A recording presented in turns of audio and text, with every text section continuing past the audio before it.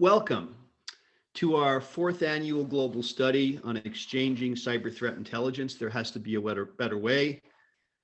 This is a joint presentation of the Ponemon Institute and Infoblox. My name is Mike Zuckerman. I'm a consulting product marketing manager working for Infoblox, and I'd like to introduce and pass the baton to Dr. Larry Ponemon.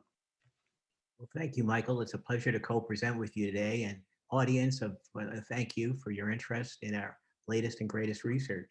Let's go to our next slide, please, and this will tell you who I am and what we do. The name of my company, as you can tell, is Ponemon Institute, not Pokemon Institute, but Ponemon Institute.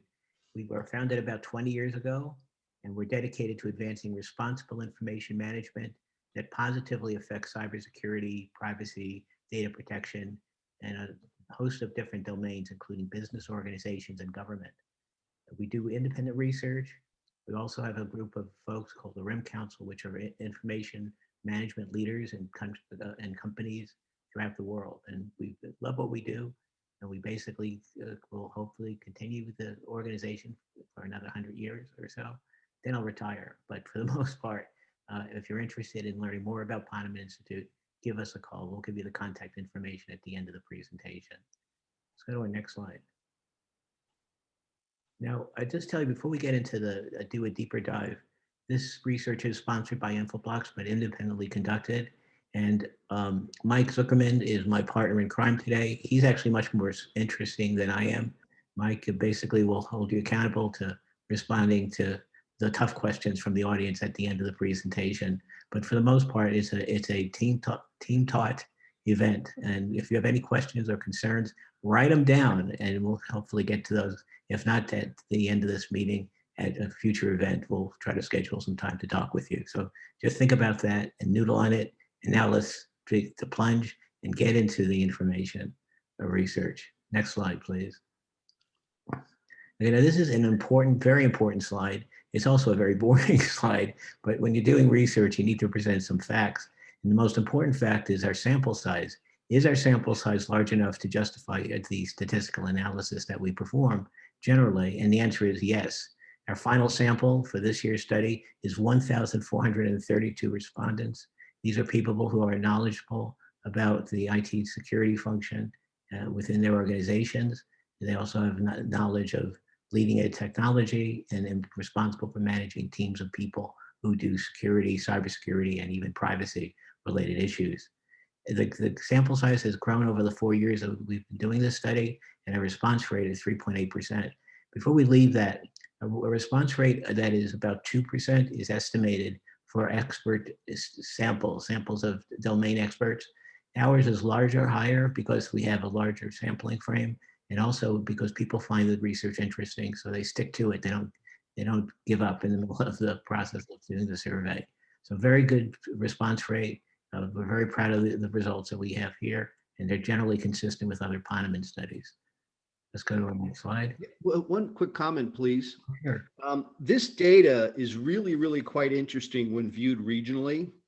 Right. And we've decided to work with the Ponemon team to sponsor breakout reports for EMEA and Asia Pacific. They'll be available over the next few months, but just so everybody in the audience knows, if you're in EMEA or Asia Pacific, where many of our attendees are, we're going to have breakout reports for you. Thank you.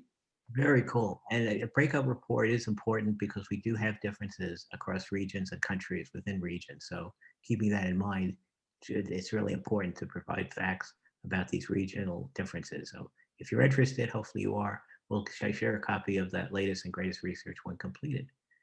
Let's go to our next slide, please. Okay, a pie chart. We can move through these pretty quickly. For our current study, our sample size of 1,432 active respondents. We range in size from senior executive to contractor and staff level. Some of the results we get are actually better if they're responded to by people who are in the trenches, the staff and rank and file employee. In some cases, the response is affected by the very senior level people like senior executives, C-level executives, CISOs, and so forth. So we have a mixture of those things. The largest slice of the pie, as you can see, at 36%, is that supervisor and technician category. We'll talk more about this later. Next slide. Okay, what department or function that best describes where respondents are physically located or spiritually located or virtually located? Well, corporate IT is the largest slice of the pie. It's almost half at 47%. Then lines of business, security, risk management, general management, legal and compliance, finance and accounting, and that is a mouthful. But clearly the largest sector is the corporate IT sector, but it's a diverse sampling frame, which is very important to the study. Let's go to our next slide. Primary industry, we cover a whole bunch of industries. That's good news because it's interesting to see industry differences if they exist. The bad news with this slide is some of the slices to the proverbial pie are too small to do carve-outs by industry. So financial service, which at 15%, no problem, no problemento. We can get that sliced out of the pie. 13% for services, public sector, 11%. And then when you fall below 10%, sample size may be too small. But remember, we start off with a very large sample of 1,432 active respondents. Next slide. Okay, in terms of the size of the organizations that participate in the study, approximately how large are these organizations? We measure that in headcount. From more than 75,000, some organizations are nearly 1 million people large, so that's a huge organization, to less than 250. We do this deliberately because we hypothesize differences based on organizational size. And small to medium-sized organizations may be very different, and I think they are in many cases, to enterprise-sized organizations. That's why we do this analysis. Next slide, please. Naveed, you're doing a great job on the slides. Thank you. Location, where are employees located in our study? Remember, it's a US only study, but people could work for companies like a Siemens, a General Electric, and so on that operate in different parts of the world. So the largest segment is Europe, US, Canada, Asia Pacific, Latin America, Middle East, and Africa. And these will be used in our next version of the analysis by region. So you will see some interesting results, I believe, when we have that data to share with you. Next slide. So now it's time for the drum roll. Key findings. And again, Mike, at any point in time, feel free to chime in. For sure. Next slide, please. Is your organization consuming and exchanging more threat intelligence? And significantly increasing and decreasing is what we see here in a percentage basis. We're looking at 3 of the 4 reporting years from 2015, 2017, and 2021, which is our current result. And you'll see that the numbers are increasing in terms of intelligence data consumed from 48% to 62%, and on intelligence data exchange from 40% to 55%. Now, how significant are these differences? Boy, oh, Bob, they are very different. And basically, how do I know that? If you run a statistical analysis on this data set, the margin of error is about 4%. It's actually less than 4%. So any percentage that difference that's greater than 4% is statistically significant at the 95% level of confidence. Yeah. So what's really interesting about this is that, threat intelligence consumption continues to increase.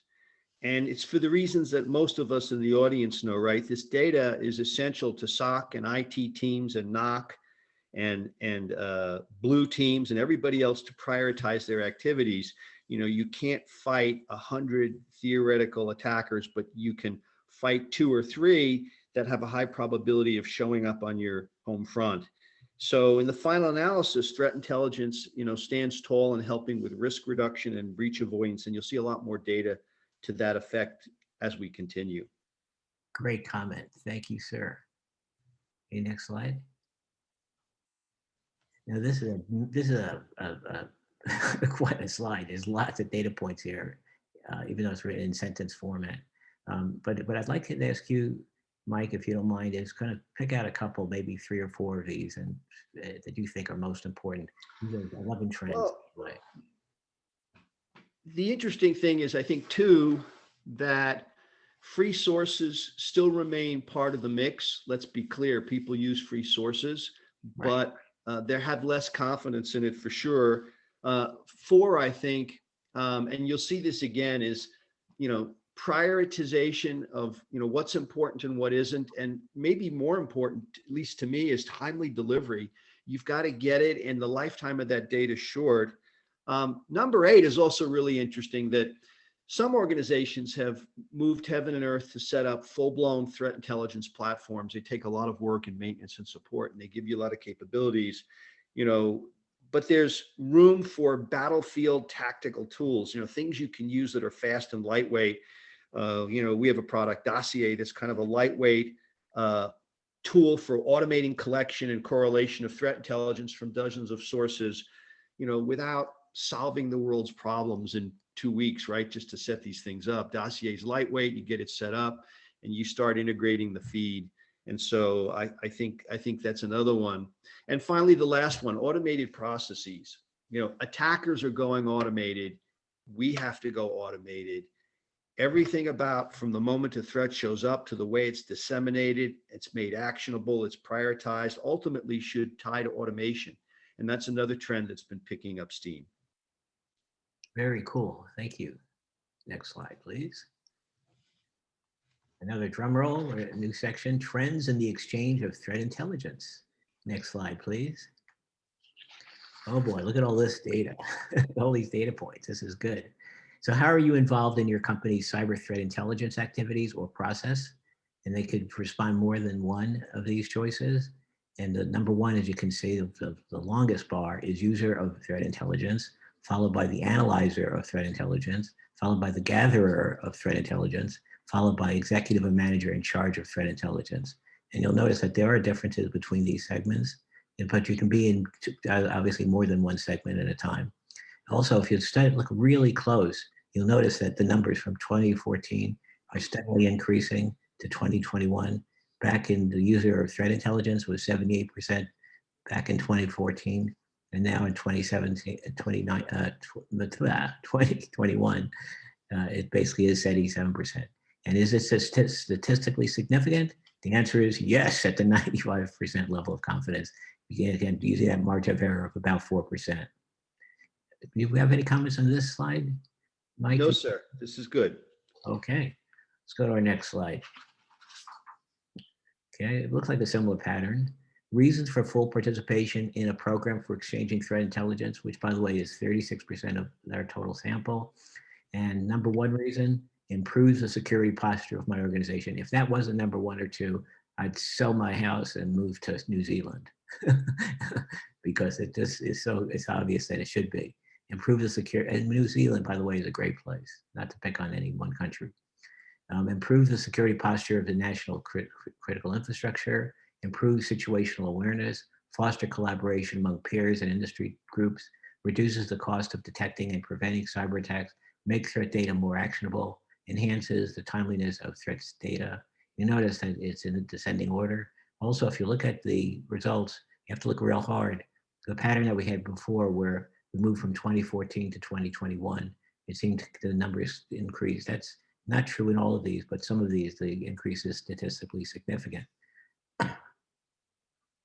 Okay, Mike, any comments, or would you like to move on? Please move on. Okay, we will move to the next slide, please.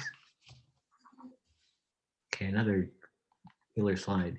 What's the reason for now in the category of not fully participating, but partially participating in the exchange of threat intelligence? And that's 47% of sample. And the number one reason for partial, not full involvement is the infamous lack of resource, potential liability of sharing, lack of trust in the source of intelligence, slow manual sharing process, anti-competitive concerns, no perceived benefit to my organization, lack of incentives, and then cost. And that's kind of interesting because in studies that we did way back when we started the company like 20 years ago, we basically would do a study and we have a variable called cost or income or something about dollars and cents, monetary value and so on. And this normally was like the number one or number two in all of our research. And over time, the cost factor has been going down. It's less important. What is more important is things like speed, processing, flexibility, availability, interoperability, and so on. Let's go to our next slide. Reasons for now not participating in threat intelligence. This is the smallest subgroup at 17% of respondents. The number one, partial liability of sharing, no perceived benefit to my organization, lack of trust in the sources of intelligence. That's a big one. Lack of resources, slow manual sharing process, anti-competitive concerns, cost, which move from last place to second to last place, and then lack of incentives. So the patterns are generally consistent over from whether you're a full participant to a partial participant to a not participating. Okay, let's go to our next slide. How are threats investigated? More than one response is permitted, using automated processes, using manual processes, hybrid or manual and automated process, using machine learning and artificial intelligence tools, and then others, very small percent at 4%. Mike? Yeah. Yeah, I mean, automation's the big thing. Machine learning and AI drive it. And, the trend here is, we feel the need for speed, right? Automation is the only way to keep up with the attackers and where they're headed in leveraging the data that they get. They're building automation tools to move faster. So we need to do the same. Absolutely right. Let's go to our next slide. Section change, yay. Trends in the management of threat intelligence activities.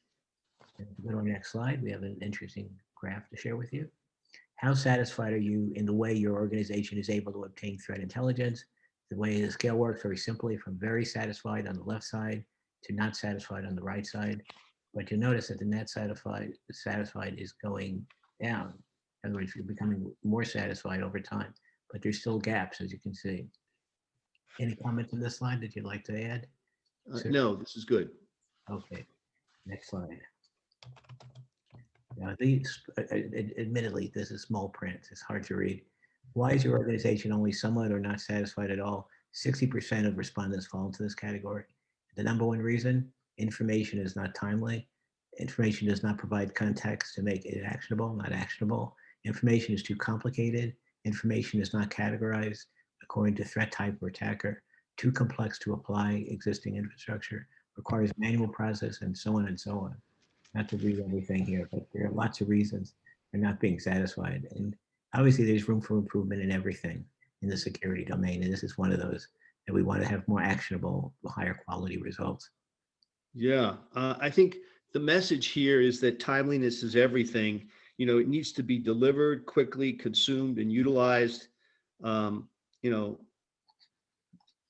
lack of context is about usability, right?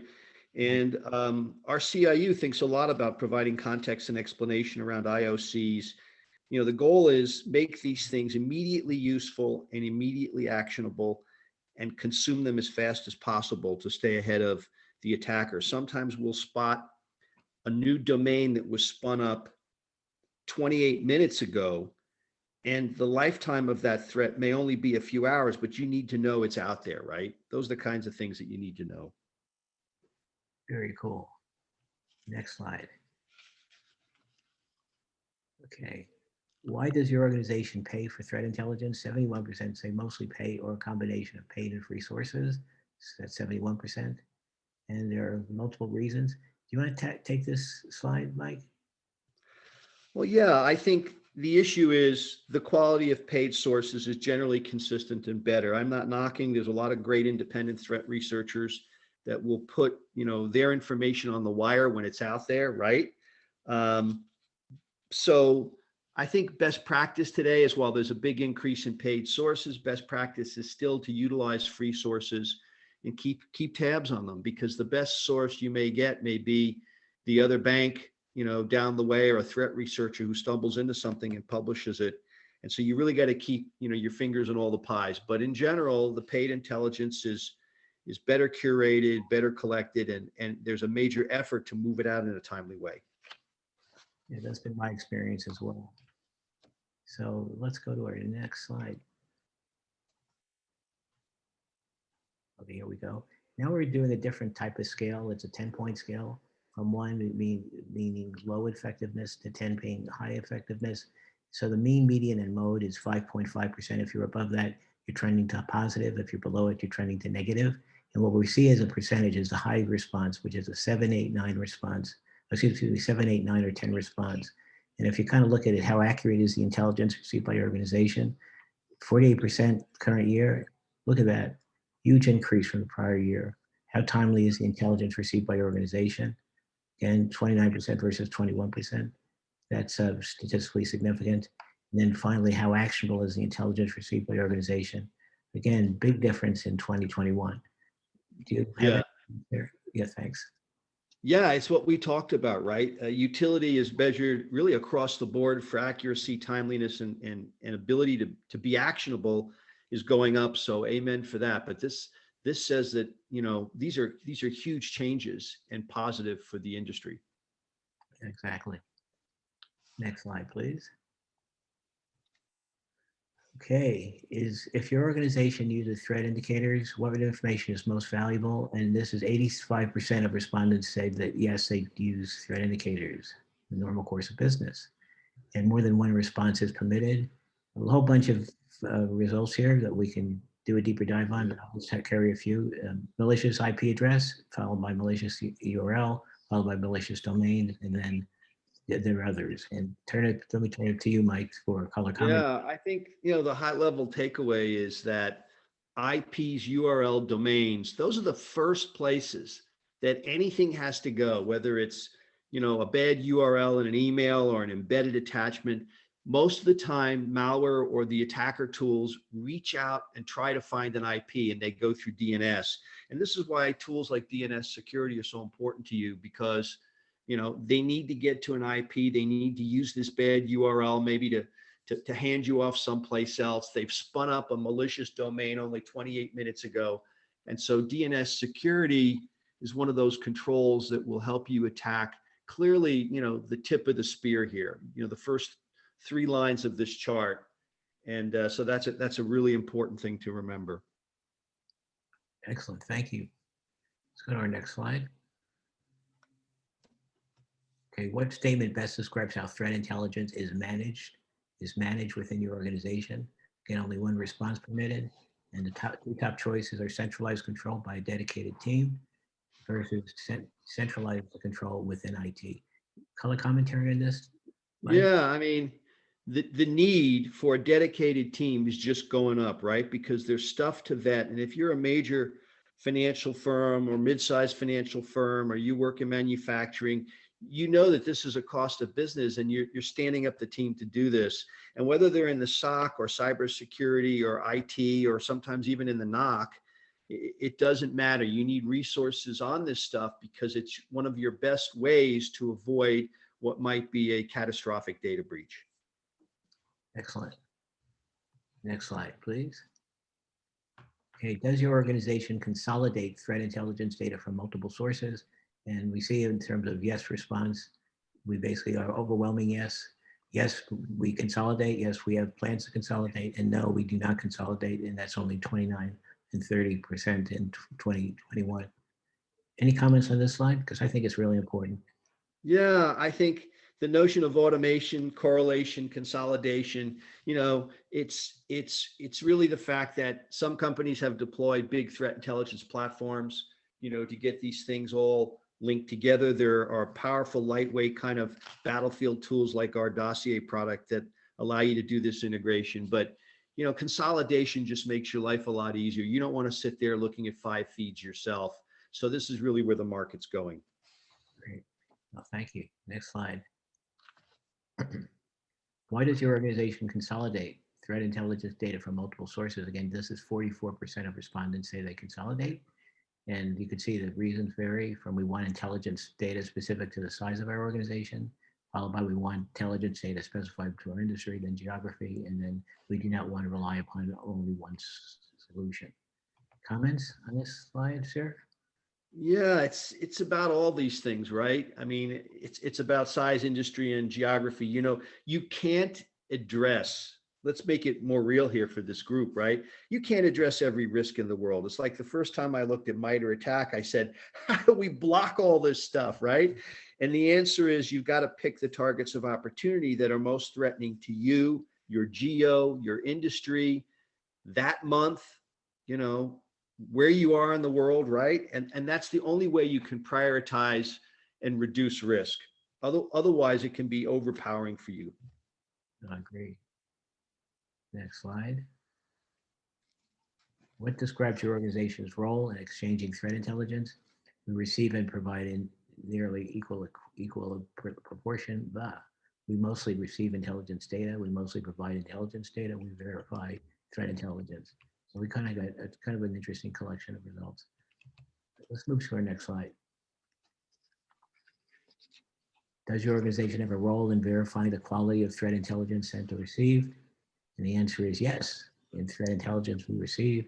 Yes, in threat intelligence we provide and receive. Yes, in threat intelligence we provide. And then a small percentage, only 10%, is in the no category this year. Any comments on this slide, Mike? Yeah, quality remains important, and many stakeholders take the time to verify it. Quality is about, you'll see later, the ROI side of the equation.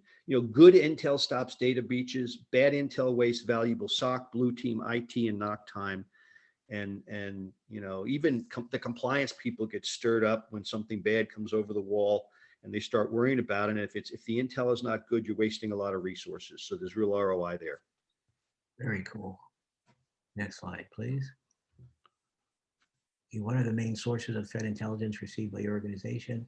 And we have our number one response is peer and other companies, then open source, then industry associations, law enforcement, government officials, and other very small percentages. And not too much difference in the peer and other companies. It's hovering at 58 or 57%. So any comments on this slide, or should we move on to the next? No, this is good. Thank you. Great. Next slide. Look at all this stuff here. What best describes how threat intelligence is being used and disseminated in the network? And we have a whole bunch of choices here.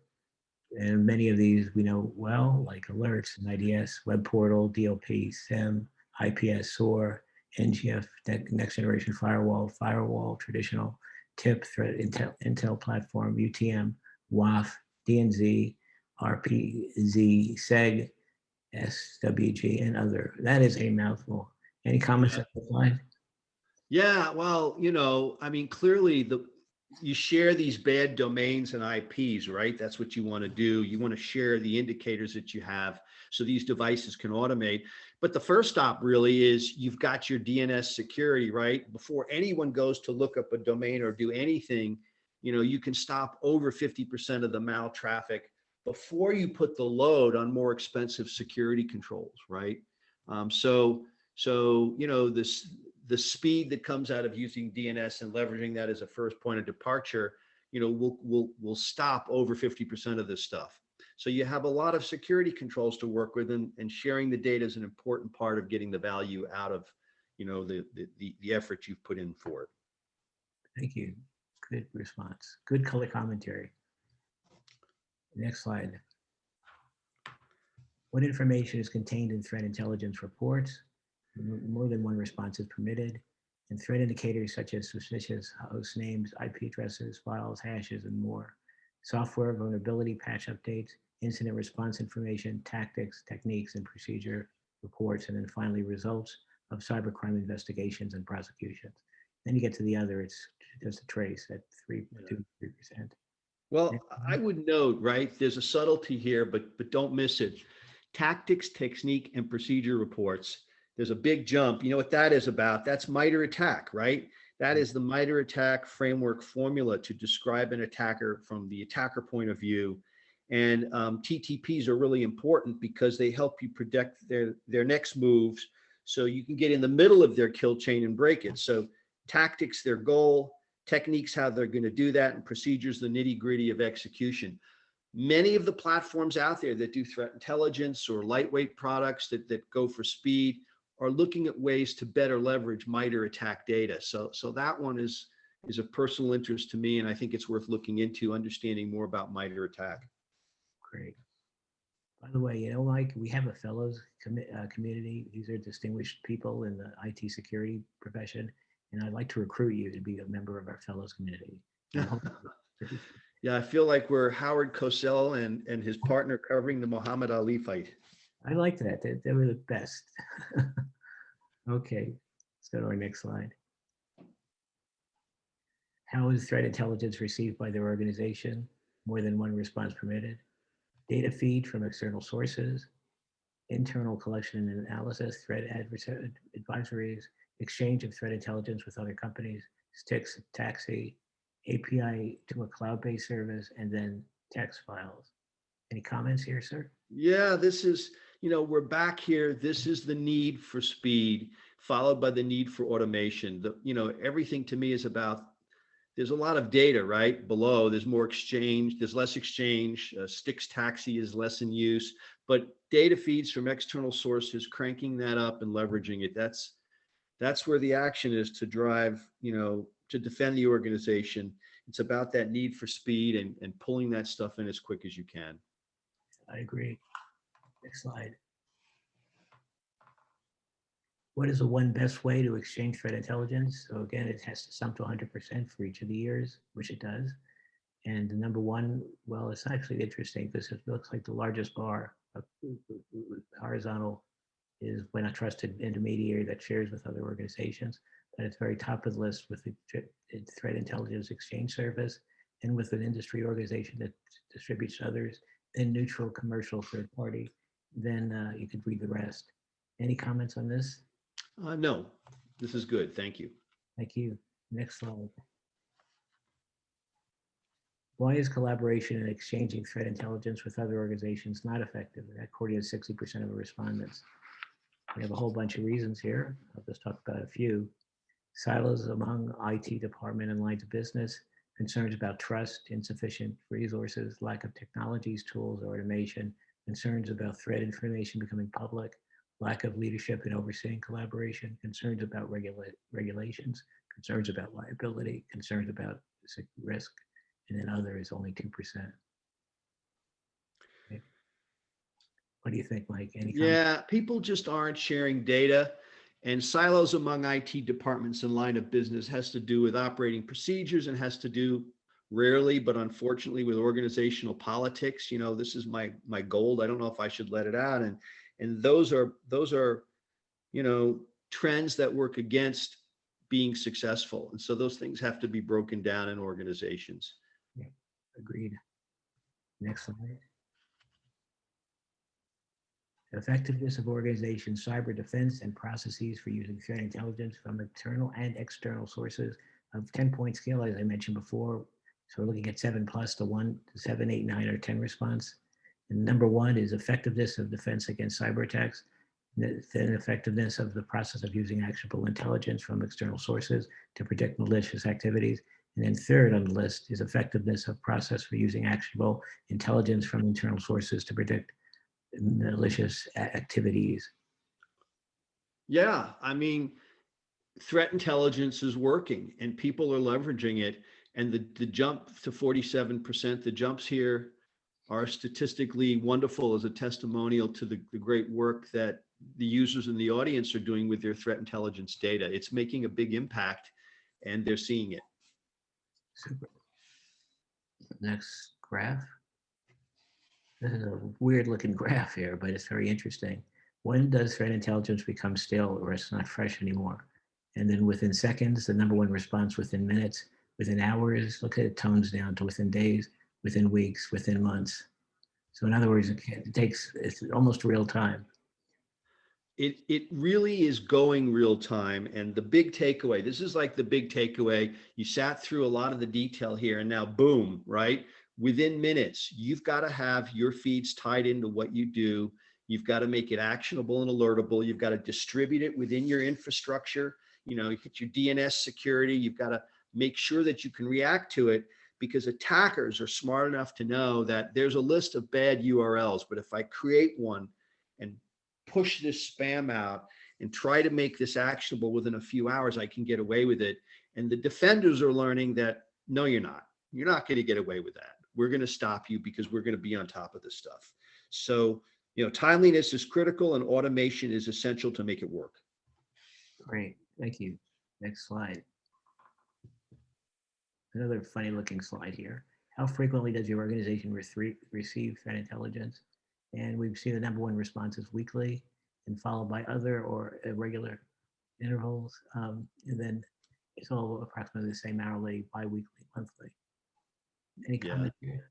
Yeah, so, there's a lot of data. So Ponymon does something we really like, which is they reach out across the depth and breadth of enterprise, right? But make no mistake, the big guys are going real time, and big guys, right? Major banks, even the private client banking, the hedge funds, these guys, they have armies set up in there to stay on alert 24/7. So you got a little bifurcation in the data here. But if you're a big target like finance, you're going to have real-time defense. And why is finance a big target? Because that's where the money is, right? That's where they can embezzle who knows how many millions by attacking wire transfer or getting the ATM machines to spit out money. So the big guys who are very vulnerable, and you know who you are, right? They're all over, frequency, automation, and speed of distribution for alert data. Very cool. Next slide. There's a ton of information here. This is great, good stuff. But I'm somewhat biased, Mike. Since we did the this is great. That's why we sponsor this every few years. And next slide. Okay, what metrics do you use to evaluate the quality of the threat intelligence provider and the information received? And we have a whole bunch of choices here, but ability to prioritize threat intelligence, followed by timely delivery of threat intelligence, followed by ability to implement the intelligence, followed by the minimum number of false positives, and many other choices here. Any comments on this? Yeah, I mean, prioritize what's at risk to me right now in my industry and my geography. Timely delivery. Make sure I know this stuff like right away and make sure it's actionable, right? I need that data to flow right into my DNS security. Can you do that for me? And the answer, certainly for Infoblox, is a big yes, right? But these kinds of things up front, priority, delivery, implementation, those are the things that will make the difference potentially between a data breach that costs you millions of dollars and harms the organization and maybe dodging it, right? There's no 100%, but reducing risk and dodging it would be a wonderful thing when it happens. Great. Next slide. Do you take the following into account when calculating a risk score? And we have a whole bunch of things here. The number one is it actionable, followed by confidence in the source and veracity of the threat indicator, followed by technical impact, which would be loss of confidentiality, integrity, availability, and accountability, and then confidence, reported by multiple sources, and the list continues. Any comments on this slide? No, this is excellent. Good. Okay. I like to hear the word excellent. Thank you. Next slide.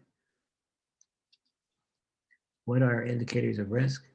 More than one response is permitted. That means it doesn't sum to 100%. It's more than that. Overall decline in the quality of the provider services. Notice that that's increasing from 62% to 67%, which is statistically significant. Uncertainty about the accuracy of threat intelligence. Poor decisions because of accuracy of the intelligence.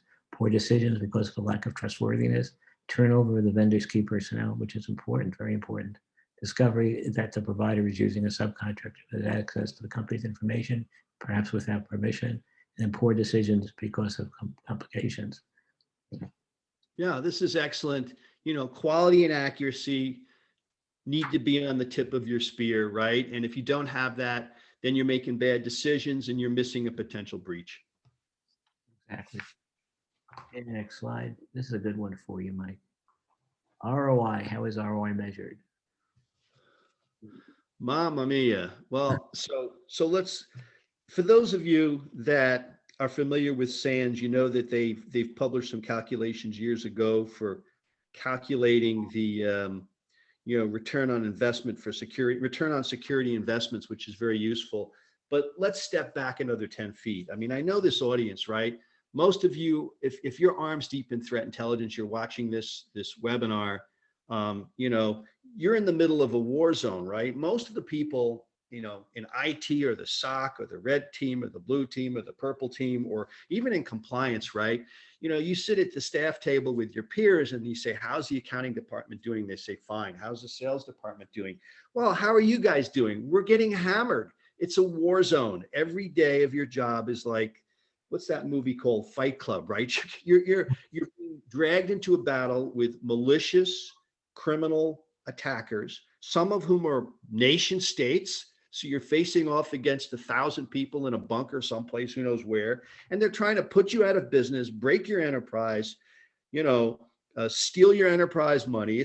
It's not a normal job, and it's something much more than an adventure. And the problem is that these attackers are forcing you into a battle all the time, right? Because you're in react mode. And Sun Tzu, whom I like to quote now and again, don't go into a battle you can't win. And I think my takeaway on ROI here is, for me, that there are essential things you need, right, to go into the battle and win, right? You need threat intelligence. You need intelligence on your enemy. You can't fight an enemy unless you know where they are, what they're doing, where they're coming from. And, that intelligence is out there, and you need tools that aggregate it and move it quickly through your organization. And then you need security controls like DNS that enable you to triage a huge percent of it and get it away from your organization quickly. And so that way, when you have those tools, you go into a battle where you can win, right? Where you can prevail. But right now, if you don't do those things, your attacker is setting you up, pulling you in, and controlling the engagement. And by getting good threat intelligence in your hands, you've got control of the battle, and that's what it takes to win. So to me, that's the real ROI in the equation. Love the response. That's great. The art of war. That's very cool. Okay, let's go to the next slide. Is called the warning label. And now Right. we absolutely love what we do, and we take very important steps to maintain a level of quality and reliability in the results.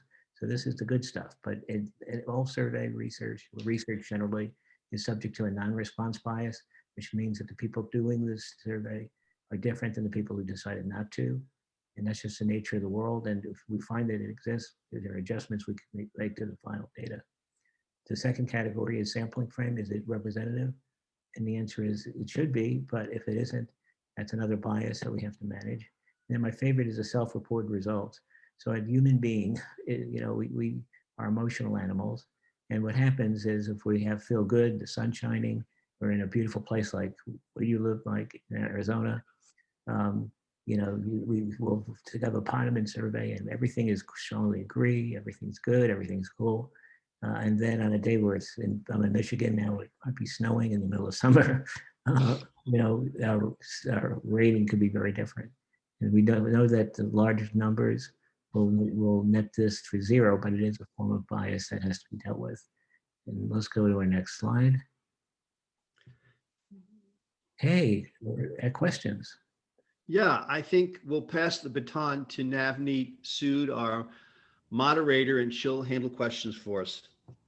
Awesome. Well, great presentation on the research from Dr. Ponemon and insightful comments from you, Mike. So this was a great presentation. I thoroughly enjoyed it. We're coming at about 45 minutes, so I think we can take a few questions. So the first question is, what are the barriers to having more timely intelligence? Mike, do you want to tackle that one? Well, I think as Dr. P, showed us statistically earlier, one of the key issues for us is to have automation in place, right? So if you're getting all these feeds manually and they're not aggregated with either a tip or a lightweight battle tool like a dossier, you're just unable to process things quick enough. And remember, the life of that intelligence can be minutes, right? Someone spins up an evil domain and uses it with an email campaign, and they're only trying to strike in the first 2 hours, right? And so those are the things that really count. Dr. P, any other comments? Sure. Some of the comments actually you made during the presentation are perfect for this question. The barrier to having more timely intelligence, sometimes it's the human factor, right? It's not just the lack of technology or artificial intelligence and all that good stuff, which is important, but sometimes it's just not having the right people or people who are in an organization silo. And then we talked about the silo. These are barriers that actually prevent an organization from achieving a strong security posture. But I definitely think that if an organization can overcome some of these organizational impediments, it could have a very positive effect on the quality of the intelligence gathered, as well as the speed to which the information is used. Excellent. All right. Okay. Another question that came in, it's asked, what skills are necessary to managing an effective threat intelligence program? Well, I'll dive in, Dr. P. Clearly, if you think about the team that really does this, is the people that manage threat intelligence have a broad perspective for the battlefield. So they really, if you looked at MITRE ATT&CK, right, which is kind of the taxonomy of all the evil that could be done to us, right? They kind of know their way around everything. They know pretty much every kind of attack there is, and they use this knowledge with what I think I usually see as deep analytical skills to make important decisions. The decisions about how do I build a taxonomy for what I want to see? How do I categorize, right? So here's my geo, here's my industry. What are the sources I'm going to tap into? What are the tools I'm going to use to increase speed and automation? And so, you're going to need the experience and the analytical skills to make the right decisions. And these decisions are on the edge almost of a life and death decision, because if you're 2 inches to the right and you miss something, that one breach can bring the company down. If you're 2 inches to the left and you're munging too much data, it's going to waste resources and slow you down. So the people on the threat intelligence team are from among the very best, in your cyber defense organizations. I'll ditto everything you said. It's so important for an organization to have some structure in place as well, and not just trying to invent something, from a zero plate to a full plate. The idea is a lot of the best programs, you can gather information without necessarily revealing top secret issues. And I think if organizations collaborate more with them and their peers, they could be much more likely to have an effective threat intelligence program. The other issue is the word program. We know that a lot of programs are ad hoc. They're not really structured as a program. They're like a collection of activities that could vary based on the whim of your CEO. To make a program work, you need to have policies and procedures in place, as well as technologies, and the human factor, once again, is really important. And also a commitment, meaning the funding, that you really can't have security at a high level, at any level, without funding. It's not like quality is free. Security is not free. It could be very costly. And we need to factor that into the equation as well.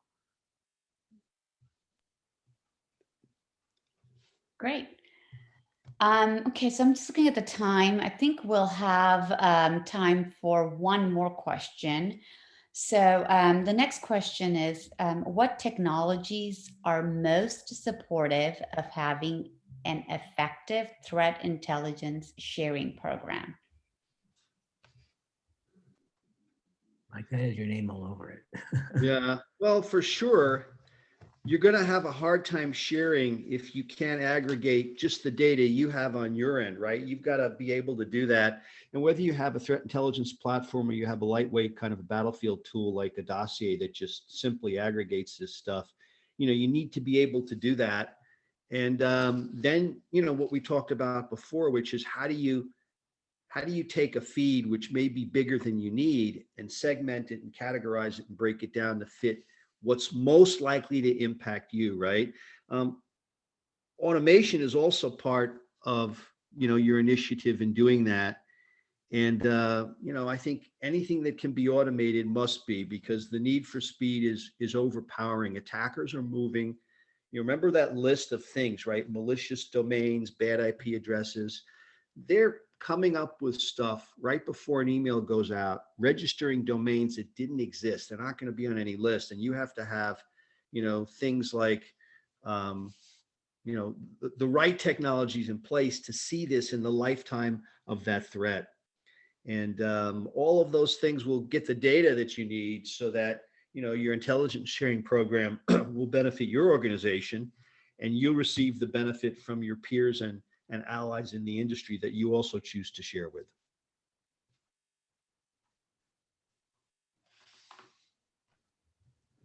Okay, awesome. Great. All right, I think we'll stop our questions at this point. And if we did not get you to your questions, we'll answer them offline, and we'll send you guys an email with the answers. So just wanted to remind all our attendees that this webinar, it was recorded. So you all will get a replay of the presentation in a follow-up email along with a link to download this report so you guys can revisit all the great figures and charts that Dr. Poneman talked about in this presentation. I would like to thank everyone for attending and thank you for your time. And I would especially like to thank Dr. Poneman for his participation and also thank Mike Zuckerman for his insightful commentary. Thank you. Thank you. Have a great day. Yeah, have a wonderful time. All right. Bye, guys. Thank you.